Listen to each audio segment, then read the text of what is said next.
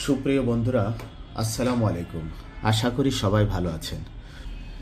যে লেখাটা জি এর মতো শুধু গোলটা বাদে, হ্যাঁ, এই যে জি এর মতো শুধু গোলটা বাদে উপরে একটা ফোঁটা হবে। বড় হাতের যে এরকম ফোঁটা ছাড়া, আর ছোট হাতের যে এরকম ফোঁটা সহ হয়ে গেল যে। এরপরে যদি দেখি আমরা কে লেখা,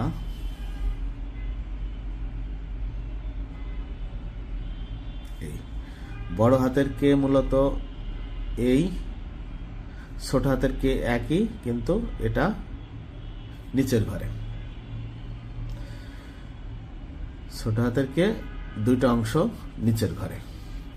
এল লিখতে আয়ের মতো, কিন্তু ফোঁটা ছাড়া উপর থেকে শুরু। এল এল এল এই, এরপর আসছে এম। এম লিখতে এইচ এর মতো, উপরের অংশটা হবে না, কিন্তু দুইবার হবে। এক দুই, এইচ এর মতো উপরের অংশ বাদে এক দুই। এম এক দুই, এম। আবার লিখি এক দুই, এম। এরপর আসছে এন। এন লেখাটা খুবই সহজ। এইচ এবং এম লেখা যদি হয়ে যায়, এরপর আসছে এন।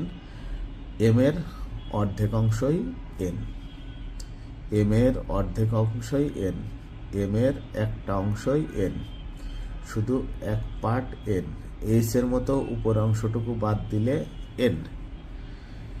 এরপর আসছে ও, সব থেকে সহজ বর্ণ ও। বড় হাতের ও, দুই ঘর মিলে ছোট হাতের ও।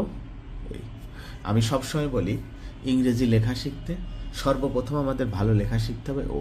ও লেখা যত সুন্দর, অন্যান্য বর্ণ লেখা তত সহজ এবং সুন্দর হবে। এরপর আসছে পি। পি বিয়ের মতো, কিন্তু নিচে টান। বিয়ে ছিল উপরে, পি এর হলো নিচে, এই পি। কিউ জাস্ট উল্টা, অন্যভাবে আমরা বলতে পারি ডি এর মতো, কিন্তু নিচে টান। কিউ ডি এর মতো, কিন্তু নিচে টান। এরপর আসছে আর। আর লেখা যদি আমরা দেখি,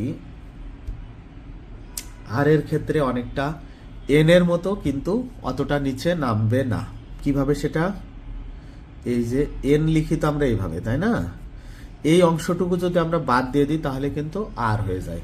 সেটা কিভাবে লেখা যেতে পারে?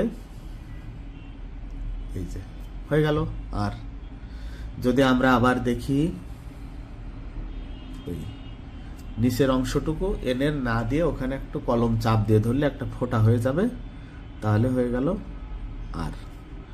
আবার যদি আমরা দেখি আর, চাইলে ফোঁটাটাকে আরো স্পষ্ট করলেও খারাপ লাগে না দেখতে। চাইলে এইভাবে স্পষ্ট করা যেতে পারে, তা না হলে এইভাবে রাখলেও আর ভালো দেখায়। এরপর আসছে আমাদের এস। এস লেখা আমরা শিখেছিলাম বড় হাতের এস। বড় হাতের এস, এটাই ছোট হাতের করে দিলে ছোট হাতের এস হয়ে গেল। বড় হাতের এস কে ছোট করে লিখলেই ছোট হাতের এস হয়ে গেল। এরপর আসছে কি টি। টি দেখতে জাস্ট এল, কিন্তু এর মাজা কাটা। টি জাস্ট এল, মাজা কাটা টি।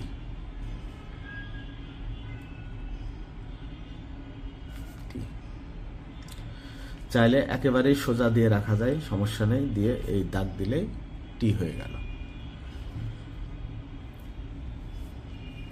এরপর আসছে ইউ। ইউ, ইউ লেখাটা শুধুমাত্র এন এর মতো, কিন্তু উল্টা।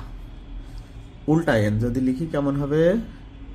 ইউ উল্টা এন, হ্যাঁ, ইউ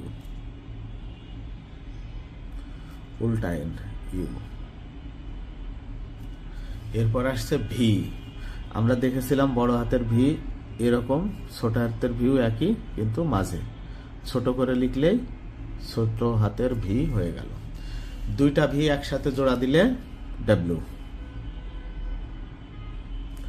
বড় হাতের ডাব্লিউ ছিল এই, সেটাকে ছোট হাতে নিয়ে আসলে এই ডাব্লিউ।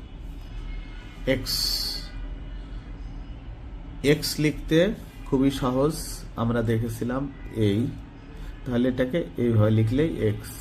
চাইলে এই এই লেখাটা সহজ, দেখতে সুন্দর হয় একটানে। এই একটা ঘোড়া, এরপর এখান থেকে এই ঘুরিয়ে এই এক্স। আমরা আবার এক দেখি, X X. Y just you, কিন্তু নিচে জি এর মতো নামবে, ওয়াই